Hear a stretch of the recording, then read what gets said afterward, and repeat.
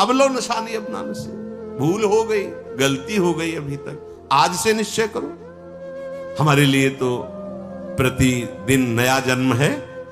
आज हमारा नया जन्म समझो, सत्संग सुना तो सत्संग में हमारे नए जन्म का प्रादुर्भाव हुआ। अभी तक जो हमारी गंदगी थी पीछे के जन्म में हम भूल जाते हैं। आज से इसी क्षण से हम नया जीवन अपना बनाते हैं, अध्यात्म मार्ग का जीवन बनाते हैं और ऐसा निश्चय करते हैं जो टूटे न। निश्चय में बहुत बड़ी सिद्धि है।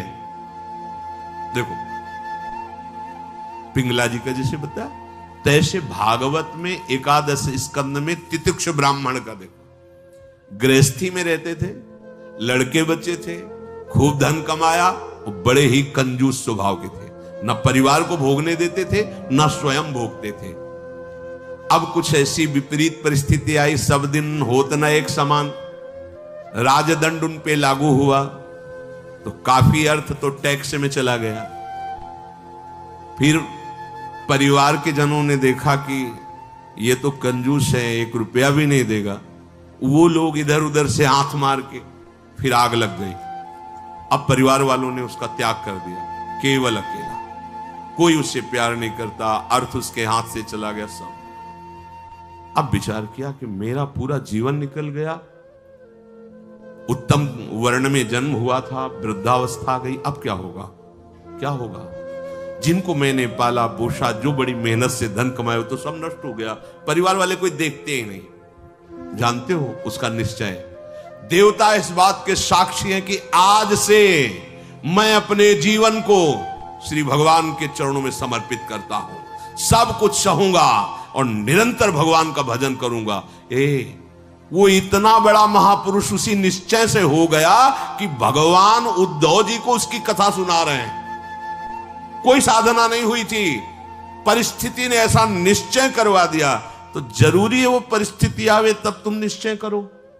क्या सत्संग में तुम निश्चय नहीं कर सकते तो परिस्थिति का इंतजार करोगे कि ऐसी विपत्ति आवे, ऐसी ठोकर लगे, ऐसी दुर्दशा हो तब तुम निश्चय करो? अरे उसके पहले ही निश्चय कर लो तो दुर्दशा काहे को होगी। ऐसा नहीं कि उसका जीवन मंगलमय हो गया। अब उसके कर्मों का क्षय करने के लिए जब वो सन्यास भाव लेकर विचरण करता, भिक्षा मांगता, तो लोग थूकते, स्पष्ट लिखा हुआ मूत देते, बांध देते, पीटते, उसकी भिक्षा छीन लेते। पर वो अंदर अंदर विचार करता नहीं, किसी का दोष नहीं है इसमें किसी का दोष नहीं। तो ये कर्म का है, ये कर्म का प्रभाव तो शरीर पर पड़ेगा। ये मुझे दुख क्यों हो रहा है? बहुत बहुत सुंदर मतलब चिंतन उनका बना। तो क्या देवता है? इस दुख का कारण देवता है? नहीं, देवता भी तो केवल हमारे शरीर को ही पीड़ा दे सकते हैं। मेरे को क्यों हो रहा है? काल नहीं, वो तो आत्मस्वरूप है, उसका भी प्रभाव इसी शरीर पर होगा। मेरा स्वरूप तो कालातीत है। तो फिर क्या है? भ्रम। हाँ, ये भ्रम है। मैं तो निर्विकार चिदानंद अपने स्वरूप में स्थित हो गया, ब्रह्मबोध संपन्न महापुरुष हो गया हो। और तितिक्ष ब्राह्मण नाम से वर्णन किया है भगवान ने। इसलिए निश्चय में बड़ी सामर्थ्य है, हमारा निश्चय बड़ा ढुलमुल है। इसलिए प्रार्थना है, बहुत बड़ा मार्ग मिला है आपको, इसे भगवत मार्ग कहते हैं, अध्यात्म मार्ग कहते हैं। ये अंतिम जन्म वालों को मिलता है, जिनका आखिरी जन्म होता है। अगर चूक करोगे तो व्यर्थ तो नहीं जाएगा, पर और समय लग जाएगा। काहे कुछ समय बर्बाद करो, आज निश्चय करो। गोस्वामी जी कह रहे, देखो निश्चय, गोस्वामी जी बाल्यावस्था से भगवान में रत थे, ऐसा नहीं है कि वो भजन नहीं करते थे, ऐसा नहीं है। जन्म हुआ था तब बोले थे राम। जैसे बच्चा रोता है ना, तो गोस्वामी जी रोए नहीं थे, राम बोले थे, इसलिए राम बोला नाम पड़ा था। राम बोला, प्रकट हुए थे तभी था। तो ऐसा भी नहीं था कि आसक्ति नहीं थी शरीर में या ऐसा भी। महापुरुष जन लीला दर्शाते हैं, वो हमारी हिम्मत के लिए। पत्नी में चित्त आसक्त था, एक दिन के लिए भी कभी मायके जाने के लिए अनुमति नहीं दी। और उसी पत्नी के मुख से जब ये बात निकली कि जितना तुम्हें इस शरीर में आसक्ति है पूरी कथा अगर राम जी में होती तो जीवन तुम्हारा धन्य हो जाता। नेत्र को पत्नी रूपी गुरुदेव ने नेत्र खोल दिए। कहीं से भी गुरुदेव सावधान कर सकते हैं, कहीं से भी। बस कदम मुड़ गए, क्योंकि ऐसा नहीं था कि राम भक्ति ले, निश्चय कर लिया अवलोन शानी। अब ये गोस्वामी जी का ही पद है, अब इंद्रियों के बस में हो के नहीं नहीं, बहुत सही बोला।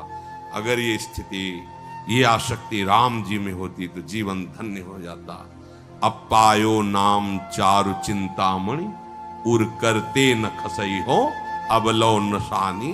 अब समझ गए, समझ गए। अब हृदय से एक क्षण के लिए भी राम नाम नहीं छोड़ूंगा। और जानते हो, महापुरुषों में सर्वशिरोमणि हुए गोस्वामी तुलसीदास।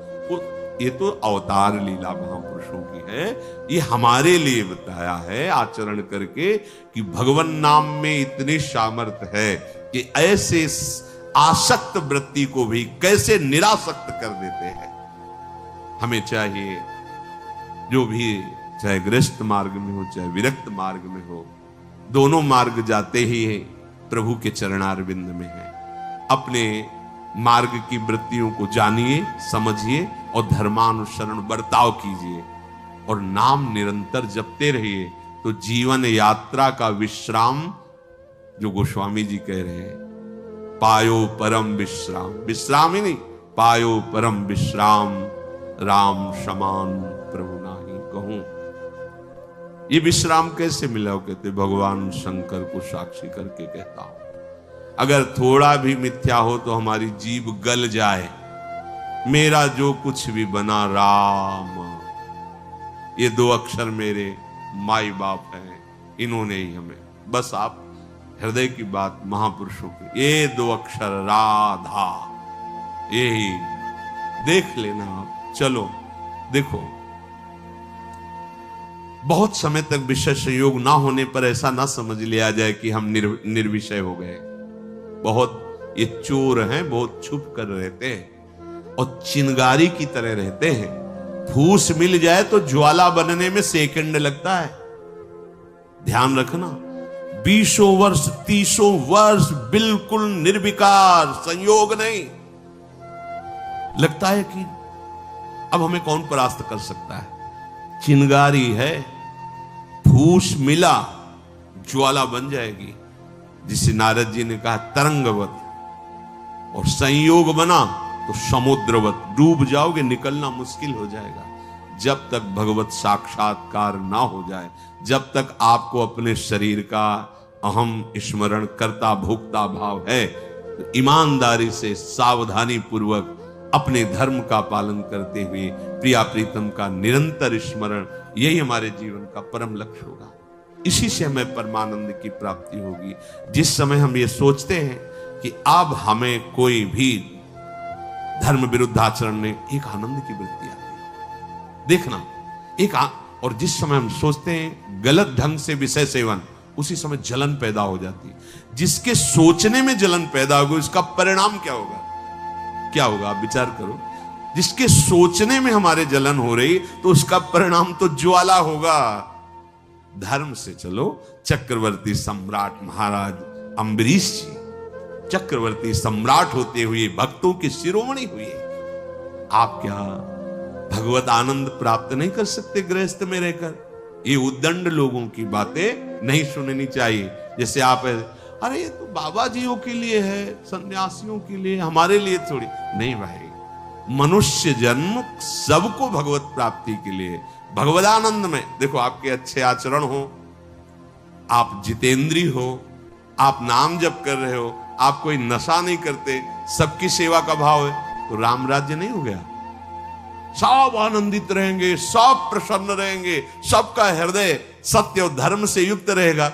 यही तो आनंद का स्वरूप है। जब आप शास्त्र और सत्संग स्वीकार नहीं करते, तो आपके अंदर आसुरी वृत्ति बढ़ती, राक्षसी वृत्ति, और फिर देखो अपने को दुखी, अपने परिवार को दुखी, अपने नगर को दुखी, अपने देश को कलंकित, क्या क्या नहीं करवा देती है राक्षसी बुद्धि। इसलिए भाई, ये सत्संग गृहस्थ विरक्त जो भी जहां भी है, सबके मंगल के लिए वहीं रहो, वहीं रहो, प्रभु के होके रहो। दूसरों को दुख पहुंचाने वाली बात, चेष्टा मन में भी मत लाओ, सबको सुख पहुंचाओ, नाम जप करो, सबका मंगल हो जाएगा। देखो हम सब तरंगे हैं, समुद्र में ही उछल रहे हैं, हमारा अस्तित्व नहीं है, तरंगों का अस्तित्व नहीं है। ऐसे ही हम भगवत स्वरूप हैं, प्रभु रूपी अगाध समुद्र में हम तरंगे की तरह है, हमारी कोई सत्ता नहीं है। ये जो सोच रहे हो ना, सत्ता नहीं, सत्ता उन्हीं की है, उन्हीं की है। अभी आप समझ नहीं पा रहे, तरंग है क्या? समुद्र ही तो है। वायु विकार खत्म हुआ, समुद्र ही था, समुद्र ही है, बीच में तरंगे, ये सब तरंगे हैं। मन की तरंगे मिटा दो, फिर देख लो आप क्या हो, भगवत स्वरूप परम आनंद में। अब चाहे सृष्टि में रहो, चाहे धाम में जाओ, कोई फर्क नहीं पड़ता। व्यवहार में भी रहते हुए परमानंद, शरीर छूटे तो प्रभु में परमानंद। उसी के लिए तो हम प्रयास करें, जितनी चेष्टाएं कर रहे हैं सुख के लिए ही तो कर रहे हैं। हे भाई, आप कोई भी हो, गृहस्थ हो, विरक्त हो, कोई भी हो, धर्म से चलो, नाम जप करो, सबकी सेवा की भावना अंदर रखो, तो मनुष्य जीवन का लाभ मिल जाएगा। ये उद्दंडता पूर्वक तर्क वृत्ति रखोगे तो अभी सौभाग्य मिल रहा है सुनने का, धीरे धीरे समय साथ आ जाएगा, आपको शत वार्ता सुनने को नहीं मिलेगी। देख लेना, सत वार्ता जिसके श्रवण मात्र से हमारे हृदय में आनंद का स्फुरण हो और हम उस आनंद के बल से निर्विषय हो जाएं, वो वार्ता सुनने को नहीं मिलेगी। फिर और समय आएगा, धर्म सुने नहीं काना, कलिकाल बिहाल की मनुजा, नहीं माने को अनुजा तनुजा। सब होश में अभी समय है, तर्क वितर्क छोड़ो, जैसा शास्त्र सदगुरुदेव संत जन कह रहे वैसी बात मान लो, निहाल हो जाओगे, परमानंद में मगन हो जाओगे। ये हम बुद्धि की बात नहीं कहते कि तर्क वितर्क आप करें, तर्क सत्संग तर्क नष्ट करने के लिए होता है। हृदय में देखो, बहादुरी जबान से कहने की नहीं है, ये हृदय की बात है। ये यहां युद्ध होता है, पता नहीं क्यों बनी हुई है। वेद विद्या पढ़त, कर्म धर्मन करत, जलप तन कलप की अवधियानी, चारुगत छाण संसार भटकत भ्रमत, आस की पास नहीं तोरी जानी। स्पष्ट वर्णन है, इसका मनन हुआ है गुरु कृपा से, तब हम आपको कह रहे हैं, मनों का निरीक्षण करके। आस की पास नहीं तोरी जानी, सकल स्वार्थ करत, क्योंकि आस की पास नहीं तोरी जानी तो सकल स्वार्थ करत, रहत जन्मत मरत, दुख और सुख के होत मानी। अरे छाड़ जंजार कैसे न निश्चय धरत, एक किन लमत हरिवंश बानी। क्यों निश्चय नहीं करते, उस आस की पास को क्यों नहीं तोड़ देते? वैराग्य मार्ग का पथिक हूं या भगवत मार्ग का पथिक हूं, प्राण त्याग सकता हूं पर एक कदम अधर्म भूल न दे कुमारक नहीं। ऐ मन अब नहीं, अब नहीं, शरीर नष्ट कर दूंगा पर धर्म नहीं नष्ट करूंगा। भगवत मार्ग, ये आस की पास बड़े दुलार से रखे हुए, कभी तो, अभी नहीं नहीं, कभी तो, ये क्यों रखे हुए हो? यही तुम्हें भगवदानंद की अनुभूति वर्तमान में नहीं करने दे रही, यही आस की पास। अभी निश्चय करो जिस मार्ग में चले हो, नहीं नहीं नहीं, अभी शुद्ध ज्ञान स्फूर्ति होने लगेगी। ये सब यहां की देखी हुई बातें कह रहे हैं आपको, बच्चापन से इस मार्ग में है तो यहां देखी हुई बातें कर रहे हैं। बहुत वैराग्य में जीवन, एकांतिक जीवन, फिर भी आशा। पूछो उससे किसकी आशा, क्यों, क्या चाहिए? उत्तर नहीं मिल रहा। चाहिए ये भोग? नहीं, देखना भी नहीं, तो आशा क्यों? पता नहीं। आप देखो, अंदर से देखो, जब यहां की बात कही जाएगी ना तो सबके यहां की बात होगी। ये अलग से नहीं रचा, उसी मशीनरी से बनाया गया जिससे सब निकले हुए, सब मशीनरी। इसीलिए कि ये तो हमारे मन की बात कर रहे हैं, वो तुम्हारे मन की बात नहीं कर रहे, संपूर्ण सृष्टि की बात कर रहे हैं। क्योंकि जिससे मन रचा गया है, जिससे शरीर रचा गया है, वो वही एक ही डिपार्टमेंट है, वहीं से रचा गया। यही हमें भगवदानंद की प्राप्ति नहीं करानी है। बहुत धैर्य पूर्वक सुनना है और समझना है।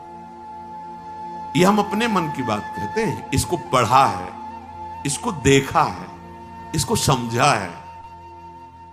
वैराग्य में जीवन है, इतना भी कहीं गुंजाइश नहीं है। फिर भी आशा है, पूछा जाए इसको भोगों के लिए तो ना है, फिर भी आशा है। ये क्यों है? यही छाण जंजार क्यों न निश्चय धरत। निश्चय क्यों नहीं कर रहा तू? तेरे निश्चय की कमी के कारण ये आशा की फांसी बनी हुई है।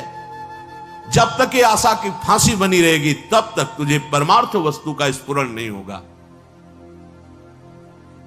पक्की। ये जो शुद्ध ज्ञान है ये स्फुरित ही नहीं होता, कामना से ढका रहता है। जैसे कोहरे की ताकत नहीं कि सूर्य को ढक ले, पर मेरे नेत्रों के ढकने के कारण लगता है सूर्य ढक गया। ऐसे ही ज्ञान स्वरूप जो भगवद अंश है इसमें स्फुरणाएं होती, जैसे सूर्य की किरणें निकलती ना, ऐसे इसमें ज्ञान की तरंगे निकलती रहती, आनंद की तरंगे निकलती रहती। वो आपके अनुभव में आपकी ही तरंग है। अनुभव में इसलिए नहीं आती कि कामना रूपी आशा रूपी कोहरा फैल गया। पिंगला जी ने कोई साधना नहीं की थी ज्ञान प्राप्ति की। ज्ञानियों के परम गुरु विदेहराज जनक जी के ही नगर में रह रही थी, पर वैश्यावृत्ति करती थी। देखिए, पढ़ के देख लीजिए, बहुत सूक्ष्मता से मनन करते हुए तो आपको उत्तर मिल जाएगा। अपने शरीर का श्रृंगार करके बैठ गई। संध्या के समय से कोई पुरुष उधर से आता दिखाई देता तो ये पुरुष हमें धन देगा, हमारे शरीर का सेवन करेगा, निकल गया। ये नहीं तो ये करेगा। ऐसे रात्रि अर्धरात्रि हो गई। भगवद अवतार अवधूत शिरोमणि श्री दत्तात्रेय जी भ्रमण करते हुए वहीं सर्वज्ञ महापुरुष थे, उसकी वृत्ति में ही अपनी वृत्ति लगाए हुए थे। तभी तो उन्होंने गुरु बनाया उसको। 24 गुरुओं में पिंगला भी गुरु है। और बड़ा सौभाग्य उसका महाप्रभु हरिवंश चंद्र जी ने श्रीमद चतुरासी जी में भी उसका उदाहरण दिया। यह जो एक मन बहुत ठौर करी, कही कौने सच पायो, जहां तहां विपत्ति जार जुवती लो प्रगट पिंगला गायो। जब अर्धरात्रि हुई तो पिंगला को बहुत कष्ट हुआ। हाय, इस शरीर को बेच करके सुखी होना चाहती है। कितनी अज्ञान वृत्ति। आज से मैं निश्चय करती हूं, जो सेवक जी कह रहे हैं, छाण जंजार क्यों न निश्चय धरत, एक किन रमत हरिवंश बानी। ये तुम क्यों आशा की फांसी में लटके हुए हो? कभी तो क्यों ऐसा रखे हुए हो? इसे तोड़ो, नष्ट करो अभी। प्राण निकल जाए पर जीवन में कभी कुमार्ग में कदम नहीं रखेंगे। पिंगला जी ने निश्चय किया, आज के बाद मैं कभी भी किसी पुरुष का संयोग नहीं करूंगी, किसी को नहीं देखूंगी। अपने हृदय में विराजमान सबके हृदय बिहारी भगवान का वर्ण करती हूं और मन वचन कर्म से उनकी आराधना कर। उसी समय इतनी पवित्र हो गई, वो महापुरुष बन गई कि भगवान दत्तात्रेय जी ने 24 गुरुओं में उसको रख लिया, एक गुरु पिंगला जी को बनाया। क्या साधना की थी? विरति हो गई अपनी वृत्ति से और निश्चय दृढ़ कर लिया, और फिर कभी फिसली नहीं। तो बड़े बड़े आचार्य कोटि के महापुरुषों ने निष्ठा के लिए उसका उदाहरण दिया। जहां तहां विपत्ति जार जुगती लो प्रगट पिंगला गायो। आशा ही परमम दुखम नैरास्यम परमम सुखम। आज के बाद कभी नहीं, मर जाऊंगा, कभी नहीं। अभी अभी भगवदानंद स्फूर्त होने लगे, अभी ज्ञान विज्ञान स्फूर्त होने लगेगा। हिम्मत नहीं पड़ रही, इस बात का निश्चय करने की हिम्मत नहीं पड़ रही। क्यों? क्योंकि आपको आशा है, भोग में सुख है। हिम्मत कर लीजिए तो आप अभी जीवन मुक्त अवस्था में पहुंच जाएंगे, क्योंकि उस अवस्था में पहुंचने के लिए कोई बाहरी क्रियाओं की आवश्यकता नहीं, वो हमारा स्वरूप है। हम जीवन मुक्त थे, जीवन मुक्त है, जीवन मुक्त रहेंगे। हमने अपनी स्वतंत्रता को, भगवदानंद को कामना और आशा की फांसी में बांध दिया है। हम ही को तोड़ना पड़ेगा। इसलिए छाणी जंजार क्यों न निश्चय धरत, आगमा पाइनो अनित्यास्तास्तिक्षस्व भारत। ये आने जाने वाले विकारों में तुम इतने कमजोर हो गए कि तुम आशा की फांसी बांधे हुए हो, तो परमम दुखम, दुख ही भोगना पड़ेगा। श्रीपाद कह रहे हैं इस शरीर या किसी भी शरीर जो मानव देह प्राप्त हुआ है, ये परम सुख प्राप्ति के लिए। कीड़ा मकोड़ा छोटे छोटे जीव इन सुखों में विचर रहे हैं। मानव देह धर के जो कुमार्गगामी वृत्तियों से तुम सुख भोगना चाहते हो, छोटे छोटे कीड़े मकूड़े भी इसी सुख में। फिर तुम्हारी शरीर की महानता क्या रही? प्रज्वालयति समस्त देहम कामाग्निना प्रमोहयति, दृष्ट्वैव च नवतरुणी कुतस्तर्हि स्वार्थ सिद्धिम प्रत्याशा। हे भाई, ये नौ तरुण अवस्था जो शरीर की होती, किसी की हो, स्त्री की या पुरुष की, यदि तुम इस मोह जाल से आवृत रहोगे तो ये सदैव तुम्हें जलाती रहेगी, कभी भी भगवत सिद्धि प्रदान नहीं होने देगी। भगवत सिद्धि नहीं। बहुत समय लंबा निकल जाता है अगर सत्संग ना मिले, सावधान न हो। हितधाम में एक 65 वर्ष के प्रार्थना कर रहे थे कि मेरी पूर्व से वृत्ति स्वयं के द्वारा तो मैं आज खुलकर सभा में कह रहा हूं कि मैं आज उस गलती से बहुत परेशान हूं और आज भी वही मेरे से गलती होती है। मैंने प्रणाम किया था उनको कि धन्य है कि आप इतने हिम्मत वाले हैं कि भरी सभा में आप ऐसा अपनी बात कह रहे हैं, क्योंकि आप मन से अलग होके बोल रहे हैं, तभी आपको बोलने की हिम्मत आई।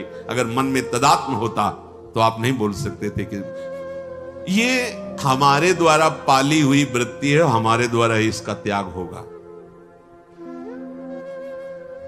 भगवान श्री सुखदेव जी को इसीलिए सबसे बड़ा वैरागी कहा गया है। 16 वर्ष की अवस्था है, शरीर का भान नहीं, दिगंबर है, कोई शरीर पे वस्त्र नहीं और भगवान के चिंतन में मगन। इसी अवस्था में त्याग और वैराग्य की। अब जब ये इंद्रियां काम नहीं कर रही, मन बुद्धि और सब मलिन, अब वो ढेर है, कुछ भी निर्णय नहीं निकल सकता। बहुत संस्कार गंदे हो जाते हैं यौवन अवस्था में। अहो भाग्य है जो इस यौवन अवस्था में संयम नियम धारण करके अपनी वासनाओं को। श्रीपाद कह रहे हैं हे वृंदावन धाम, हम पे कृपा करो, हमारे मुख में नाम चले, हमारा हृदय इस काम आदि की आशाओं को त्याग करके प्रिया प्रीतम के चिंतन में डूबे। ये आपकी कृपा से होगा और वो कृपा हम सब पे है। सत्संग मिल रहा है रोज, ये प्रातःकालीन बेला में जो शब्द जा रहे हैं, इनको अंदर से केवल धर्म, गृहस्थ धर्म की पूर्ति के लिए बकाया उदासीन रहो। इस वृत्ति को अगर आप अपने अंदर अपनाए रहोगे तो सब छुड़वा देगा। ध्यान रखना, सब छुड़वा देगा। ये वैराग्य का वेश, ये धाम, ये प्रिया प्रीतम, ये नाम, ये महिमा, कुछ नहीं हो रहा है, चिंता मत करो, भगवत प्राप्ति होगी। धाम में हो ना, भगवत सहारे हो ना, भगवत आश्रित वेश धारण, कुमार्गगामी वृत्ति का जो आशा की फांसी, उसको छोड़ दो। फिर आप देखो भजन होगा, आप करोगे नहीं, स्वाभाविक होगा भजन, स्वाभाविक ज्ञान विज्ञान